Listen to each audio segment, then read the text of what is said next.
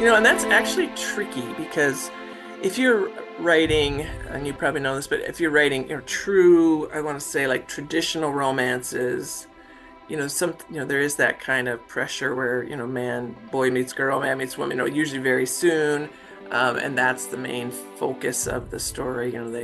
They get together, but then there's arguments or misunderstandings or whatever the tropes are. But yeah, trying to build a mystery, that's you kind of have to get to know all the characters.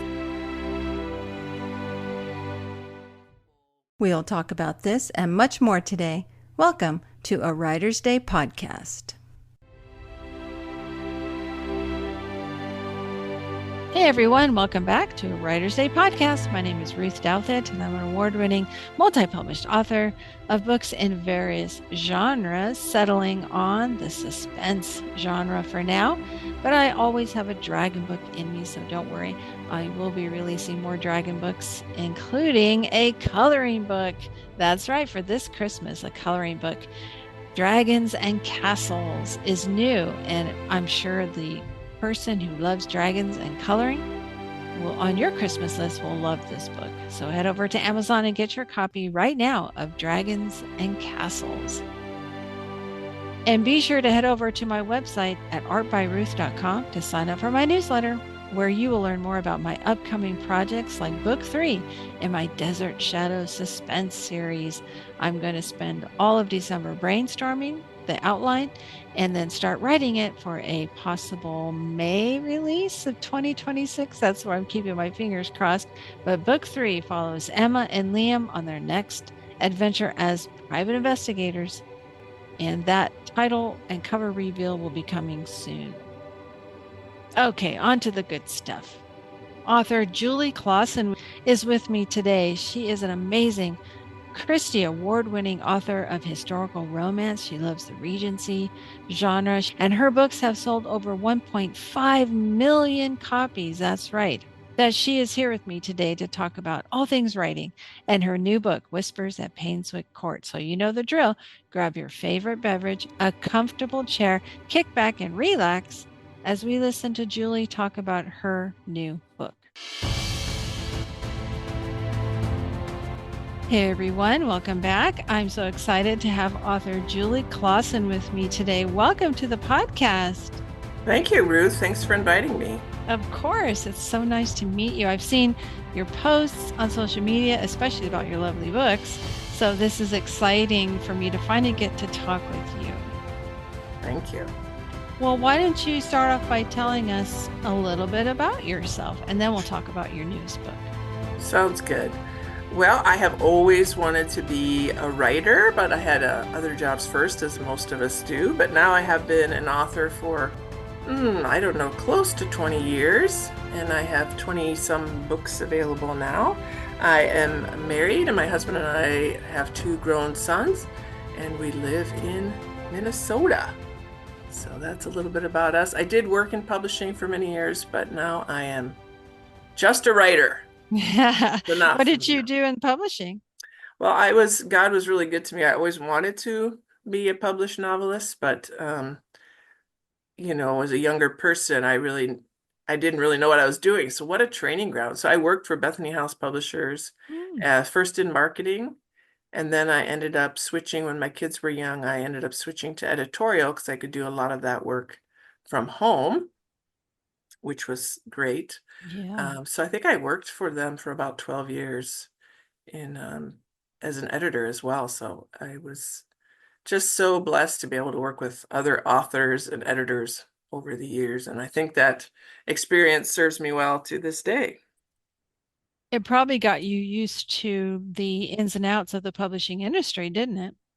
Well, I think one of the best, many things, but one of the best things it did is, since I worked as an editor, now when I get edited, asked for revisions and all of those things, I know that the editors are just trying to make my book better. I would never want to try to do this without input and professional editors, because it's really hard to see your own weaknesses in your writing, I think. So that was one of the best things. I just being on both sides of the editing desk was was very helpful to me. So we'll always be thankful for that opportunity. That's great. That's a wonderful attitude to have. I know it took me a while to develop that attitude. We sometimes think that they're working against us, but they're not. They're Uh, trying to make your story the best that they can. So, well, I'll be honest, Ruth, I'm still waiting to turn in one of my books and have them say, it's perfect, just as it is. But, I'm 20 some books on, and that has never happened. So, yeah, the reality is, at least maybe there probably are some authors out there who write perfect early drafts, but I am not one of them. For me, there's lots of revisions even before I turn it in, and then certainly revisions after as well. And I'm extremely thankful. The books always end up better for mm, that process. I was interviewing Suzanne Woods Fisher a Mm. couple months ago, and she was one of those authors. She got her copies back from the editor, and the editor said, "This is the cleanest copy you've ever sent me."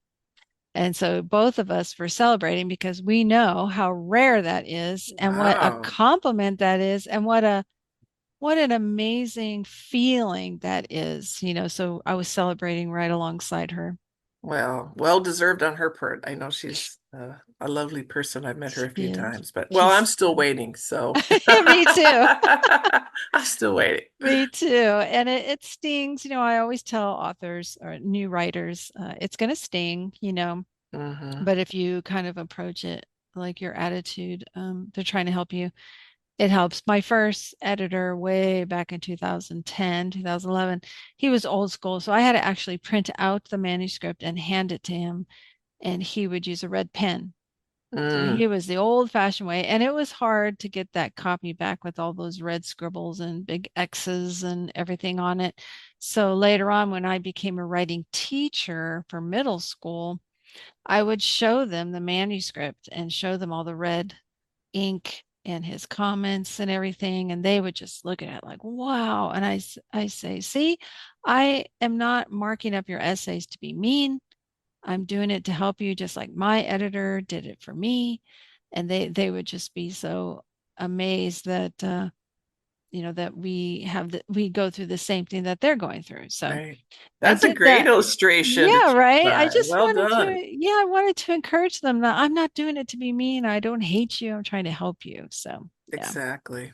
Well, when I edit my own manuscripts for myself, nobody sees my rough drafts, but I use a purple pen. I find Mm. it gentler than those old red pen days. I'm old enough to have experienced the red pen, but I think purple for some reason is a little easier to swallow. So, but yeah, my actual editors these days, it's all digital now, but Yeah, it's on the I do my computer. own It's kind of nice. But print you're out. right. I mean, you're staring at your manuscript for so long and you think you got everything, but so many times you thought you wrote something down or you thought you wrote it down the correct way and you hand it over to an editor and they come back with, no, you never completed this thought, or what was it you were trying to say here? And Hmm. I'd say like 90% of the time I look at their comments or her comments and I'm just astounded that I forgot to complete a sentence or I forgot to, complete a thought because I could have sworn I did it, You did in your brain. in my brain. You're right. I think as a writing teacher, that's what I used to always tell my students. That seems to be the hardest thing to do is to take what's inside your head and put it down on paper in a way that effectively communicates what you're trying to say, you know? Exactly, Ruth. I used to fantasize about, oh, I have this whole story in my brain. If I could only pull it out of my ear like a tape, like something already recorded and put it down. Because even though if you see the story, the hard work is getting it in the right words that someone else experiences it in a Mm. similar way. Everyone experiences stories different, but in a similar way to how you imagine it. But that's where the work comes in. That's for sure. And it is work. But I find it amazing that you always knew you wanted to be a writer. Was it because you read a book when you were little, or you had a really nice teacher, or? Well, I think like a lot of young people, well, to be fair, I did want to be a mermaid first, but that didn't really pan out. And then I thought, well, okay, I'll be a marine biologist, but I lived in Illinois where there were no oceans. So the third thing I wanted to be was a writer. But yeah, I mean, I grew up in that family like many of us did that, I wanted a new book for Mm. every Christmas, every birthday. Every Christmas would find my brothers and I, laying on some sofa or bed with a new book. And that's how we just grew up loving to read, and my parents certainly instilled that in us. So I was, writing stories from, second or third grade, and my mom saved a report card literally from, I think it was the second grade. And the report card said something like, Julie's stories and poems show great potential. She saved that for years. And I tell this story because it's true, but it also makes me laugh. The teacher's name, and this is not a joke, Miss Bologna. So, I don't know how much her praise was worth, but I really did always love to write Aw. stories. So I got to college and I had a guidance counselor who said, well, that's nice that you want to write stories, but you're going to need to have a real job someday. Mm. So he kind of directed me toward a career or a degree in advertising. And he Mm. wasn't wrong because I mean, you probably there are exceptions, but most, 20 somethings don't write, the great American novel and support themselves on that. Most of us Mhm. take a few more years or decades to reach that. So Mhm. yeah, I finally did get there, but it was after working in advertising and then marketing and then editorial that I finally got serious about it. But I made it. Wow. It took a long time. Yeah. I made I it. think that's fascinating. I mean, I speak with a lot of authors and I rarely meet those who said, I always wanted to be a writer. It just amazes me. And I think that's beautiful that you were encouraged by a teacher, by your parents, by your mom reading stories. That is so amazing. I love that. It's Yeah. encouraging. So moms out there listening, you can be an Yeah. encouragement and motivator to your child. Oh. Yeah, she definitely, as you said, certainly my parents, my dad loved to tell stories. But yeah, I had wonderful teachers. My sixth grade teacher read Jane Eyre to us over many weeks Wow. with mascara tears and all the voices and Mm. emotion, and I just the impact that had on me. And had already read The Secret Garden, but I think listening to Jane Eyre really solidified that love of England, of British Mhm. literature. When I lived this little girl in Illinois, why do I set all my books in England? But I really do think what we read and love at a young age really does impact us forever. So you're right, that's encouragement for parents, grandparents, whoever, teachers, that you are impacting future writers, readers, Mhm. whole lot.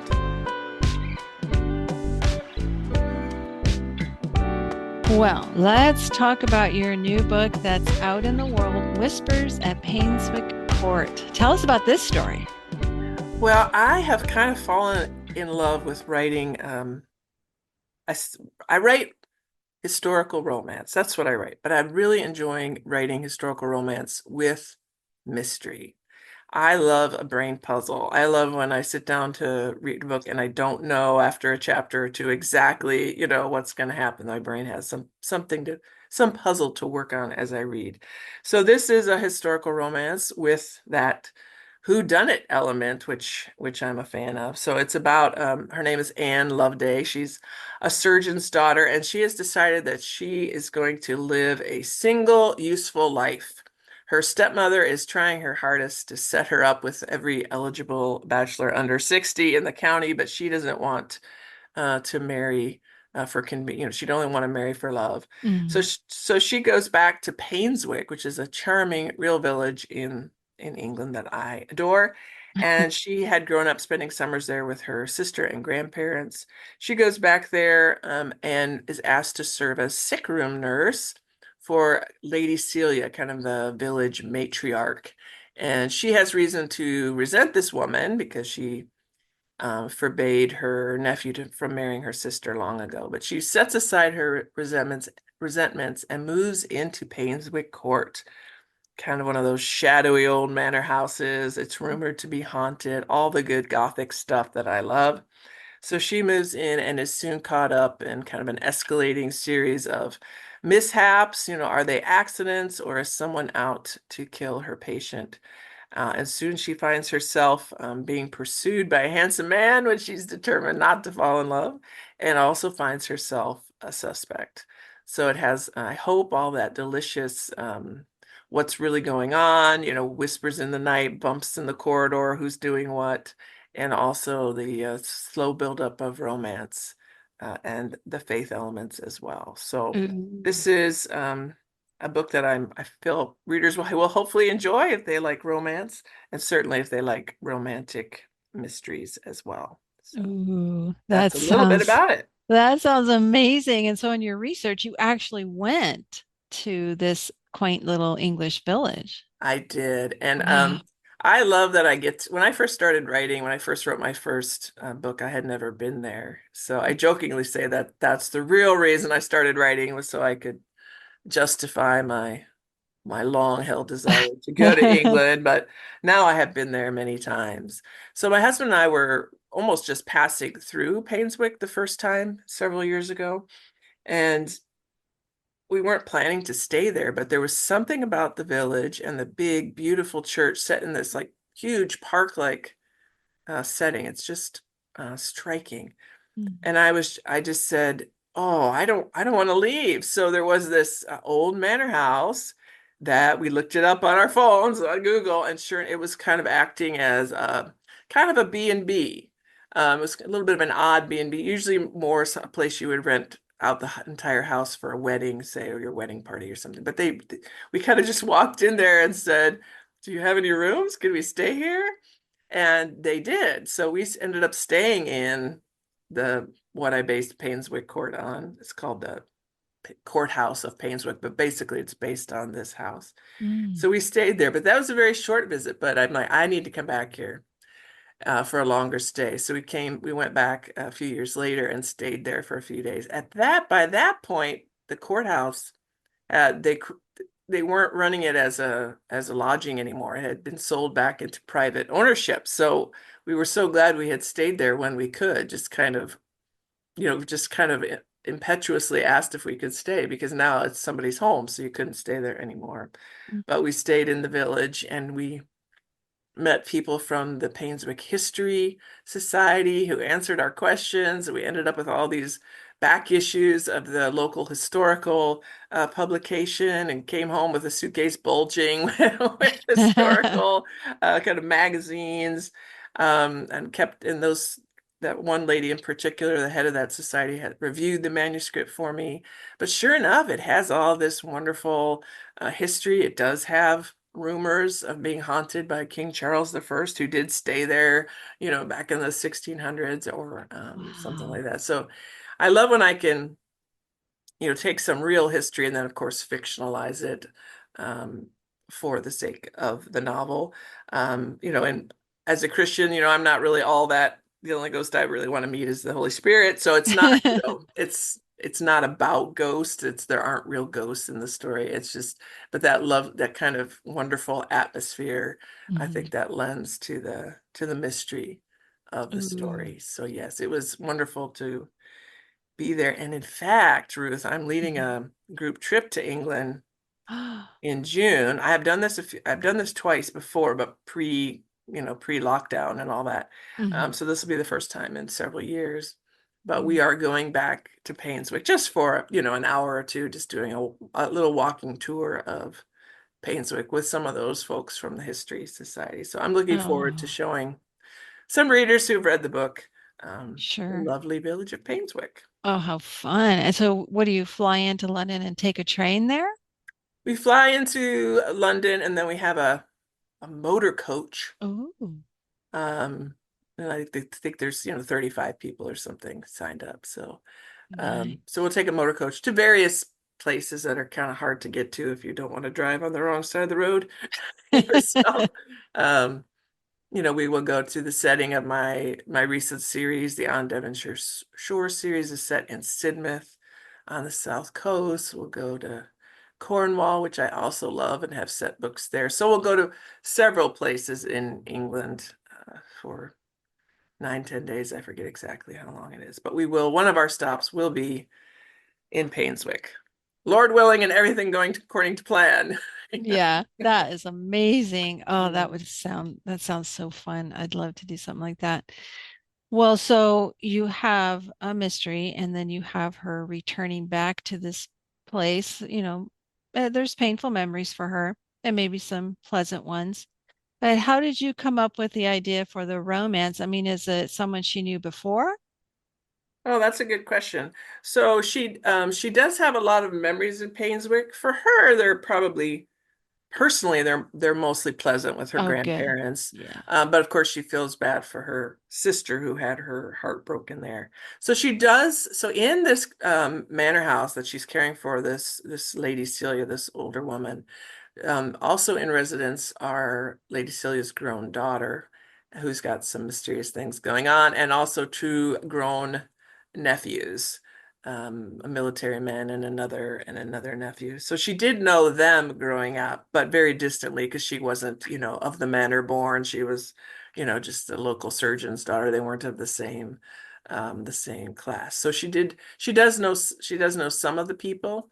But without giving spoilers away, there are also two doctors who kind of come, of course, to see their Oh, patient, that sure. she has a lot to deal with because she's basically acting as the nurse or the chamber nurse. So we'll say it's someone new to her is who is romantically interested in her, and she has to kind of she kind of thinks she knows what her life is going to be, what God has for her and her life. She's going to have a life of service, and that's all she needs. But God doesn't, we don't always get to call it.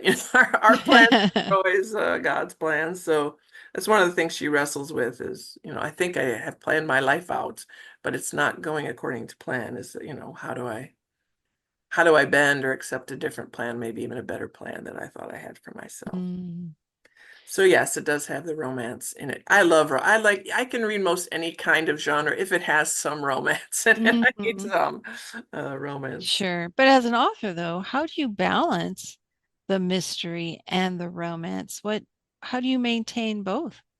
And that's actually tricky because if you're writing, and you probably know this, but if you're writing, true, I want to say like traditional romances, there is that kind of pressure where, boy meets girl, man meets woman, usually very soon. And that's the main focus of the story. They get together, but then there's arguments or misunderstandings or whatever the tropes are. But yeah, trying to build a mystery, you kind of have to get to know all the characters because, of course, in a good mystery, you have multiple people who have reasons to seem suspicious. And in this case, even the person she ends up falling in love with seems something is going on with him too when she first meets him. There's something going on. He's keeping secrets as well. So it doesn't start right away with that, oh, they know they're going to end up together because there is all this other stuff. So yeah, you do have to, I won't pretend to be an expert. I think every book is a challenge to try to bring along the mystery and keep the romantic slowly building as you go. And I don't have a great formula for it. I do think it is a challenge. It does help. I learned this early on. If you can have a lot of proximity, either ideally they live in the same manor house or wherever your setting is, the same building or at least the same, close to each other.